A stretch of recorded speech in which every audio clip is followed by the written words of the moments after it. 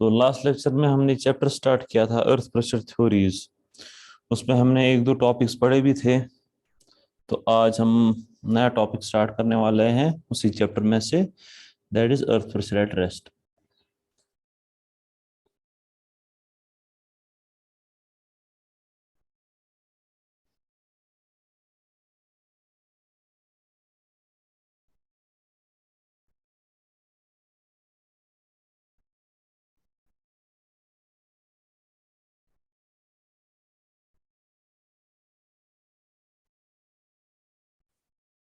Earth pressure at rest.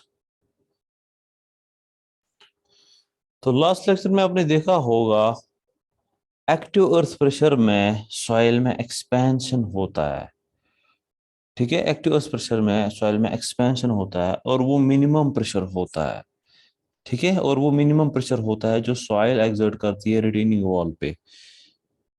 जबकि passive pressure में soil जो है वो कंप्रेस हो जाती है। ठीक है, जबकि पैसिव प्रेशर में सॉइल जो है कंप्रेस हो जाती है और वो मैक्सिमम प्रेशर होता है जो सॉइल एक्सर्ट करती है रिटेनिंग वॉल पे। ये आपने परसों देखा ना। अगर हम कंसिडर करें एक रिटेनिंग वॉल ना, अगर हम कंसिडर करेंगे एक रिटेनिंग वॉल जिसकी हाइट h है।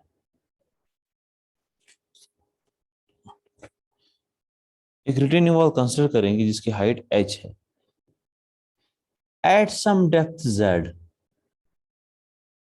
किसी डेप्थ z पे, ठीक है, किसी डेप्थ z पे अगर हम देखेंगे यहाँ पे कोई पॉइंट लेंगे तो यहाँ पे वर्टिकल स्ट्रेस कितना होगा, सिग्मा z होगा। इस पॉइंट पे at some depth z vertical stress कितना होगा, सिग्मा z होगा। और ये सिग्मा z कितना होगा, सिग्मा z होगा unit weight of soil multiplied by depth of soil, that is z। अब इस वर्टिकल स्ट्रेस की वजह से सॉइल जो है लैटरली एक्सपैंड होने की कोशिश करेगी। ठीक है, because of this vertical stress the soil will try to expand laterally. But soil जो है लैटरली चूंकि कॉन्फाइनेड है, वहां पे दूसरे सॉइल पार्टिकल्स है, तो सॉइल एक्सपैंड हो नहीं पाएगी।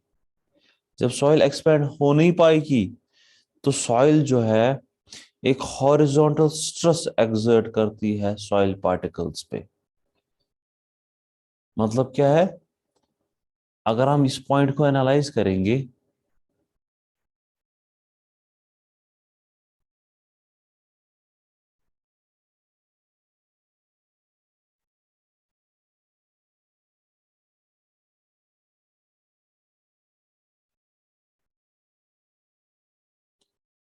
तो इस पॉइंट पे वर्टिकल स्ट्रेस आ रहा है, कितना आ रहा है, सिग्मा जेड। अब due to this sigma z soil जो है लैटरली एक्सपैंड होने की कोशिश करेगी, बट सॉइल लैटरली एक्सपैंड हो नहीं सकती क्योंकि यहाँ पे एक और सॉइल पार्टिकल है, एक और सॉइल पार्टिकल है, सिमिलरली यहाँ से भी एक और सॉइल पार्टिकल है, एक और सॉइल पार्टिकल है। तो सॉइल जो है लैटरली एक्सपैंड नहीं होगी क्योंकि वहां पे बाकी सॉइल पार्टिकल्स है, दूसरे सॉइल पार्टिकल्स है। तो इस वजह से क्या होगा, ये लैटरली स्ट्रेस एक्सर्ट करेगी on the surrounding soil particles. ठीक है, ये soil particle laterally stress exert करेगा on the surrounding soil particles. और यही स्ट्रेस जो है ट्रांसफर होता है up to the retaining wall. यही लैटरल स्ट्रेस ट्रांसफर होता है up to the retaining wall. यही लैटरल स्ट्रेस ट्रांसफर होता है from particle to particle up to retaining wall. ठीक है, यही लैटरल स्ट्रेस ट्रांसफर होता है from particle to particle up to retaining wall. और रिटेनिंग वॉल पे जो ये स्ट्रेस एक्सर्ट करती है उसी को हम कहते हैं earth pressure at rest.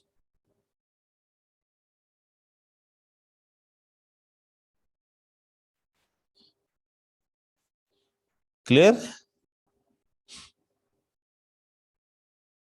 Clear हुआ सबको। जी सर। Yes sir.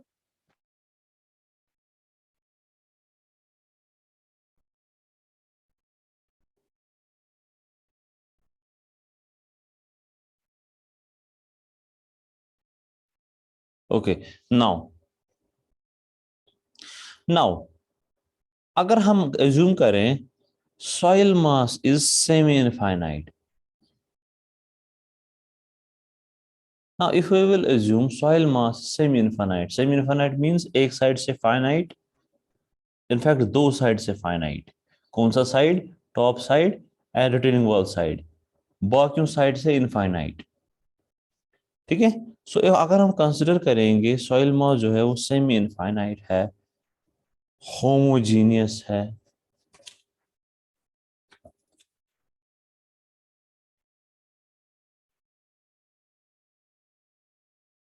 इसी तरह इलास्टिक है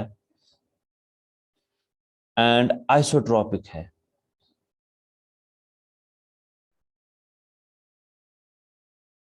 देन हम थ्योरी ऑफ इलास्टिसिटी यूज कर सकते हैं to determine the lateral pressure.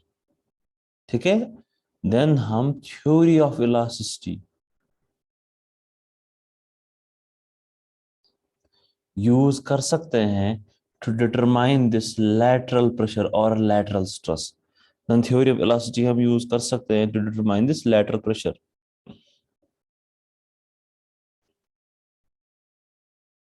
If अगर एप्सिलॉन एक्स जो है वो स्ट्रेन है सॉइल में in horizontal direction, strain in soil, लेकिन किस डायरेक्शन में? In horizontal direction.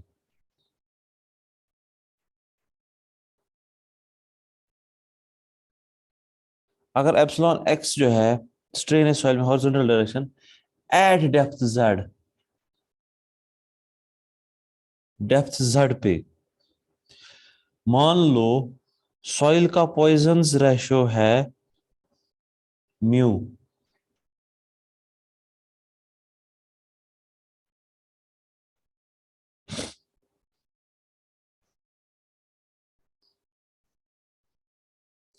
And soil का मॉडुलस ऑफ इलास्टिसिटी ई है.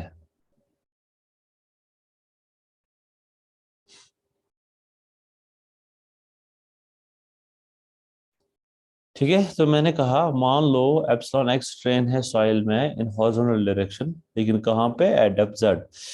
म्यू जो है सॉइल का पॉइजन्स रेशो है, ई जो है that is modulus of elasticity of the soil.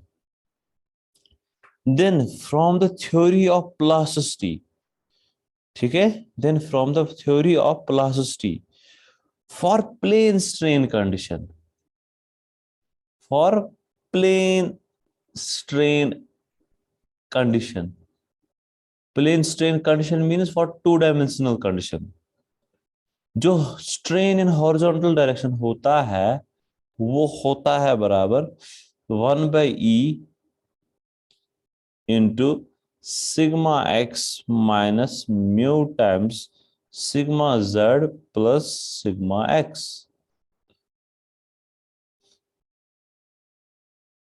ये किसके लिए? और प्लेन स्ट्रेन कंडीशन, जब दो डायरेक्शंस में स्ट्रेस आता हो.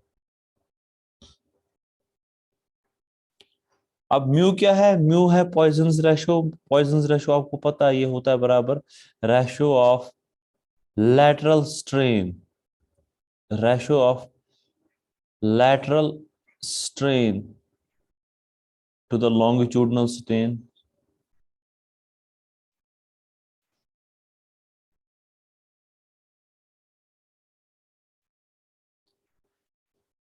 Now, अब चूंकि हमारा रिटेनिंग वॉल जो है वो एट रेस्ट है,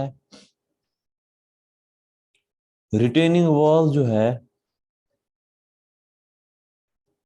एट रेस्ट है, जब रिटेनिंग वॉल एट रेस्ट है तो ना ही रिटेनिंग वॉल में फिर स्ट्रेन आ रहा है, फिर ना ही सॉइल में स्ट्रेन आ रहा है.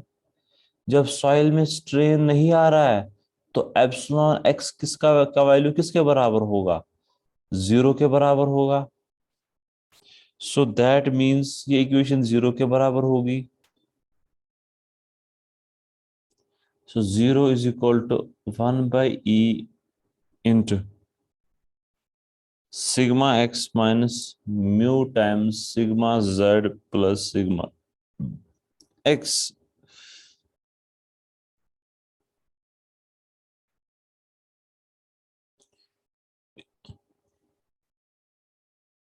सिंप्लीफाई कर लो, आपको मिलेगा sigma x is equal to mu divide by 1 - mu into sigma Z.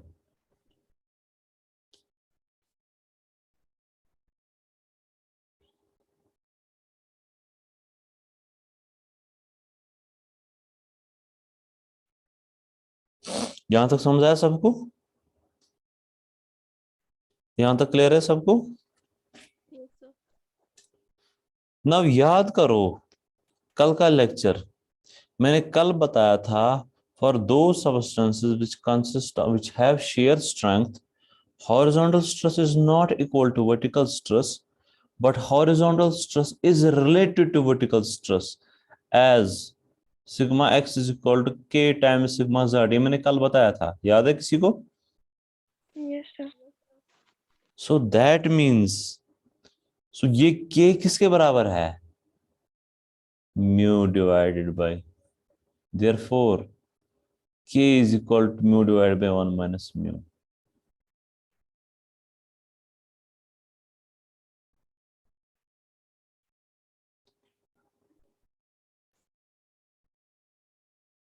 ठीक है, k is equal to mu divided by 1 minus mu. अब चूंकि ये अर्थ प्रेशर एट रेस्ट की हम बात करेंगे तो k यहाँ पे आएगा k not. Similarly sigma x is the horizontal stress, और वही हॉरिजॉन्टल स्ट्रेस बन जाता है, यही हॉरिजॉन्टल स्ट्रेस बन जाता है अर्थ प्रेशर। और यहाँ पे चूंकि अर्थ प्रेशर एट रेस्ट है तो हम लिखेंगे यहाँ पे sigma x is equal to lateral earth pressure at rest and sigma z, तो वर्टिकल सिग्मा जेड तो पता है वो वर्टिकल स्ट्रेस है गामा जेड। यूज कर लो जरा इक्वेशन 1 में, तो क्या मिलेगा हमें? P naught is equal to K naught sigma Z, P naught is equal to K naught sigma Z का वैल्यू सब शूट करो, किसके बराबर होता है? Gamma into Z, gamma Z. तो ये आपको वैल्यू मिला। और earth pressure at rest at any depth below the retaining wall.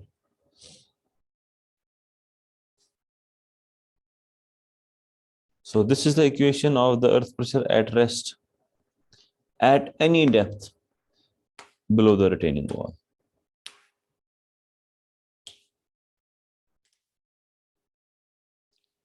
Clear? Yes, sir. So that means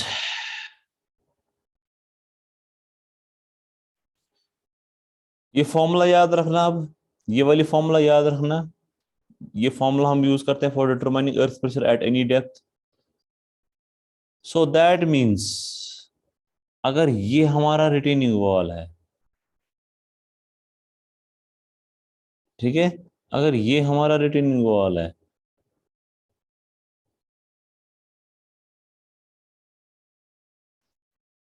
ये इसके पीछे बैकफिल सॉइल है, तो इसकी हाइट जो है h है। यहाँ पे पॉइंट A है और यहाँ पे पॉइंट B है। मुझे बताओ जरा, अब अर्थ प्रेशर कितना होगा पॉइंट ए पे? अर्थ प्रेशर कितना होगा point A? Zero. Exactly Z का वैल्यू यहाँ पे आएगा 0, तो पी नॉट आएगा 0। So that means at point A earth pressure will be 0। At point B what will be earth pressure? P naught gamma H. B पे P naught will be equal to K naught gamma H. तो अगर हम यहाँ पे देखेंगे earth pressure यहाँ पे इतना आ रहा है, और ये कितना है? के नॉट गामा एच। तो अगर हम ज्वाइन करेंगे लाइक दिस तो हमें क्या मिलेगा? हमें मिलेगा earth pressure, soil pressure distribution behind the retaining wall. तो ये हमें मिल गई soil pressure distribution behind the retaining wall.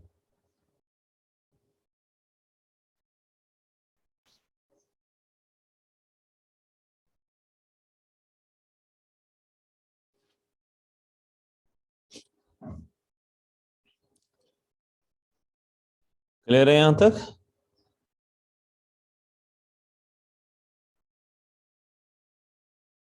Yes, sir.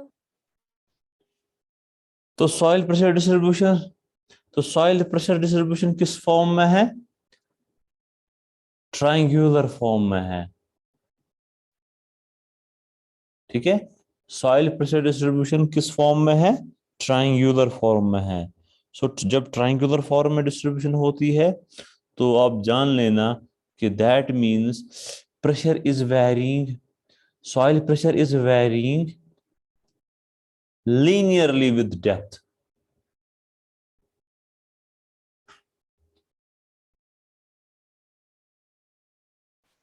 ठीक है, तो सॉइल प्रेशर वेरी कर रहा है लीनियरली विद डेप्थ। मैं फिर से रिपीट करूंगा, तो मैंने बोला सॉइल प्रेशर डिस्ट्रीब्यूशन जो है behind the retaining wall that is triangular. तो ट्रायंगुलर का मतलब क्या है? सॉइल प्रेशर लीनियरली वेरी कर रहा है with depth. Clear? Yes, sir. Now अब देखो, हमें अर्थ प्रेशर किस लिए चाहिए? गौर से सुनना, हमें अर्थ प्रेशर किस लिए चाहिए? For designing of retaining walls, retaining wall को डिजाइन करने के लिए। लेकिन मैंने आपको डॉस में भी बताया है कि कोई भी आरसीसी चीज डिजाइन करने के लिए हमें क्या चाहिए? प्रेशर नहीं चाहिए, हमें क्या चाहिए? हमें लोड चाहिए, फोर्स चाहिए। ठीक है, यहां पे हमें मिला प्रेशर कितना आ रहा है रिटेनिंग वॉल पे, लेकिन हमें इस रिटेनिंग वॉल को डिजाइन करने के लिए प्रेशर नहीं चाहिए, हमें फोर्स चाहिए। ये force due to this earth pressure कितना आ रहा है? आया समझ? Yes, sir. So next, now force due to this retaining wall.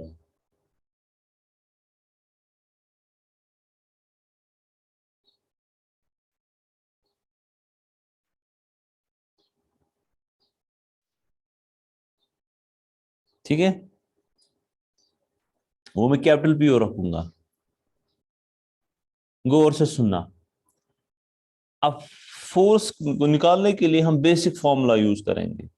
आपको पता है stress is equal to force by area, या pressure is equal to pressure is equal to force by area. Force किसके बराबर होगा? Pressure multiplied by area. ये formula हम use करने वाले हैं। नाउ ना force due to this soil pressure वो आएगा P naught is equal to pressure. अब प्रेशर क्या लेंगे? यहाँ पे टॉप पे प्रेशर 0 है, बॉटम में प्रेशर के नॉट गामा एच है, तो प्रेशर तो वेरी कर रहा है, यूनिफॉर्म प्रेशर तो है नहीं।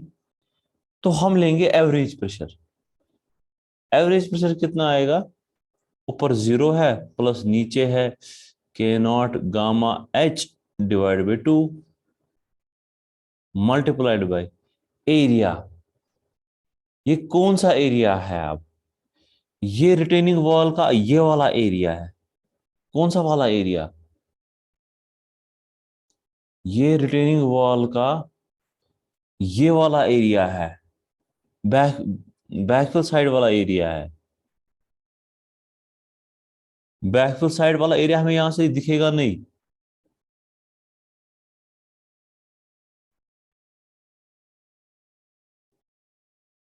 क्लियर? मुझे ये बैकफिल साइड से जो एरिया है ना रिटेनिंग वॉल का, वही है जिसपे ना प्रेशर लग रहा है, जिससे प्रेशर लग रहा है। Yes sir. तो उसका एरिया किसके बराबर आएगा, बताओ जरा मुझे, एरिया किसके बराबर आएगा फिर? H into width into height, जो इसकी होगी returning height wall. h into width जो इसकी विड्थ, होगी। विड्थ नहीं, वहां से लेंथ होगी। रिटेनिंग वॉल की लेंथ होगी ना स्ट्रेट, आप देखो स्ट्रेट होगा ना ये रिटेनिंग वॉल। रिटेनिंग वॉल की विड्थ ये होगी, ये दिस पोर्शन, ये है रिटेनिंग वॉल की विड्थ। तो इस डायरेक्शन में रिटेनिंग वॉल की, जिस डायरेक्शन में हमें एरिया निकालना है, उस डायरेक्शन में रिटेनिंग वॉल की होगी लेंथ। आया समझ? Yes sir. Yes sir. Okay, तो this is the formula for force. But remember, जब भी हम रिटेनिंग वॉल्स को डिजाइन करते हैं, जब भी हम रिटेनिंग वॉल्स को डिजाइन करते हैं, हम इनको डिजाइन करते हैं फॉर 1 मीटर लेंथ। क्योंकि रिटेनिंग वॉल की लेंथ तो बहुत हो सकती है, हम सिर्फ 1 मीटर लेंथ के लिए डिजाइन करते हैं। हम देखते हैं 1 मीटर लेंथ के लिए हमें कितने क्वांटिटीज ऑफ मटेरियल चाहिए और क्या डायमेंशन चाहिए। सो दैट मीन्स एल का वैल्यू हम 1 मीटर रखेंगे। So force due to this earth pressure will be equal to half of K naught gamma H square. सो ये आपको मिला force due to this earth pressure, और इसका यूनिट होगा किलो न्यूटन पर मीटर। इसका यूनिट होगा kilo newton per metre.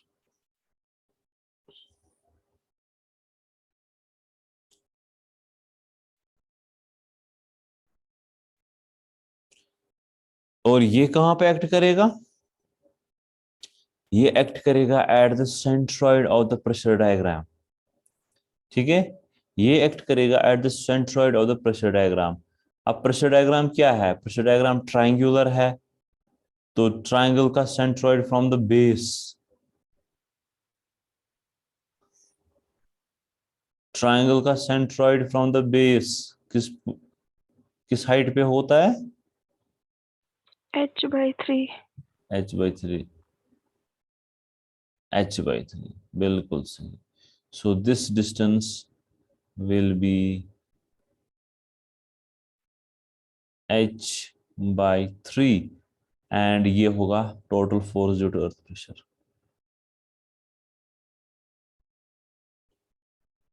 Clear है सबको? Yes sir. अब देखो यहां पे आगे आगे जब आप केसेस करोगे तो हम ऐसे नहीं निकालेंगे। आगे आगे जब आप केसेस करोगे और केसेस करोगे, हमें बहुत सारे ट्राइंगल्स मिलेंगे, ट्राइंगुलर वेरिएशंस मिलेंगी। अब एक एक करके हम एवरेज नहीं लेंगे। तो अगर आप देखोगे इस फॉर्मूला से, इस वाली फॉर्मूला से, ये नहीं है ऐसे,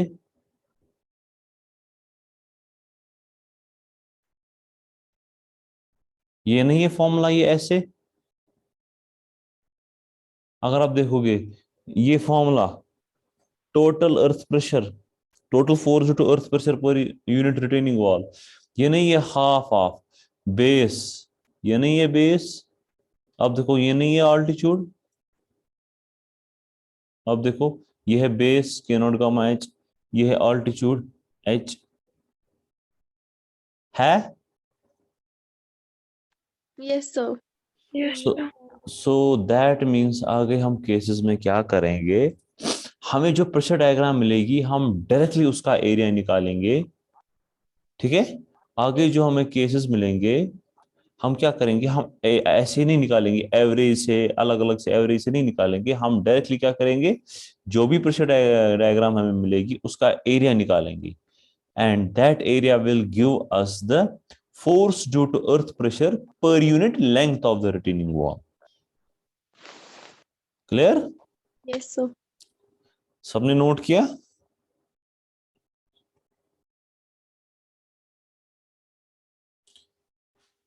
सबने नोट किया? जी सर। ओके, नाउ अब के नॉट मैंने आपको बताया, it is coefficient of earth pressure at rest. K naught जो है वो है coefficient of earth pressure at rest. इसका वैल्यू तो आपने देखा होगा, इसका वैल्यू हमने निकाला था from the Poisson's ratio. But यहाँ पे प्रॉब्लम आती है, सॉइल जो है वो पूरी तरह इलास्टिक बिहेव नहीं करती है।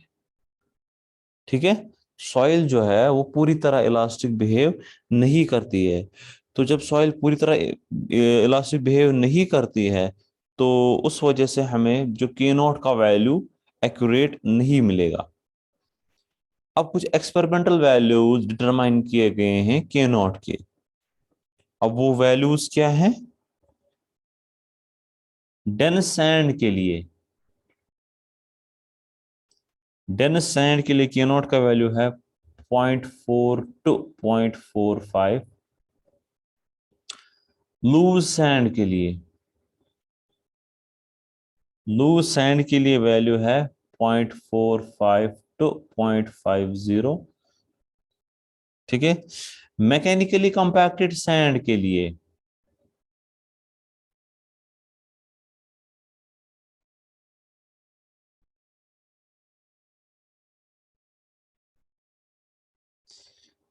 Point 8 to 1.5। इसी तरह नॉर्मली कंसोलिडेटेड क्ले के लिए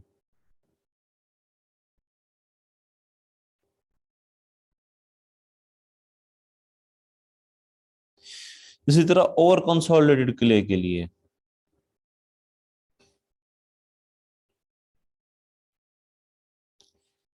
इसी तरह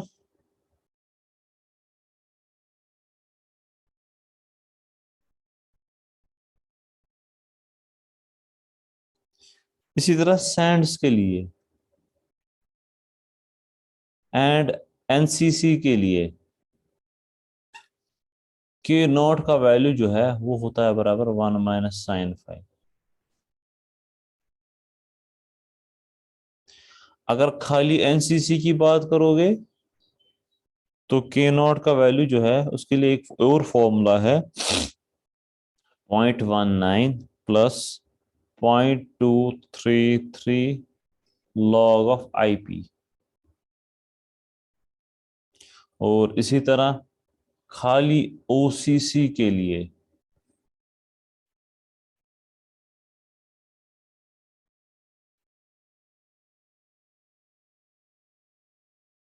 के नॉट का वैल्यू जो है वो होता है बराबर K naught NCC into under root of over consolidation ratio.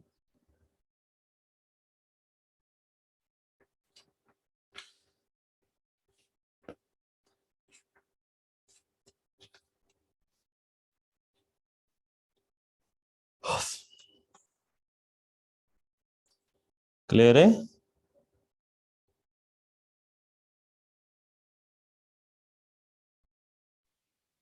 Yes, sir. So this was our earth pressure at rest. ये था अर्थ प्रेशर एट रेस्ट। तो हम नेक्स्ट टॉपिक पे चलेंगे।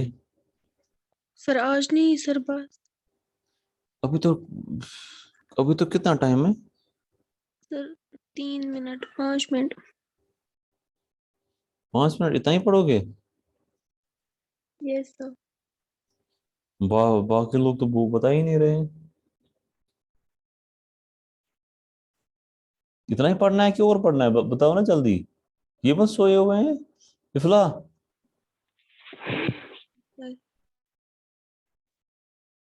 चलो ठीक है फिर। सर इतना ही पढ़ेंगे। चलो चलो ठीक है फिर। चलो कॉलेज में मिलते हैं, तब तक के लिए अल्लाह हाफिज।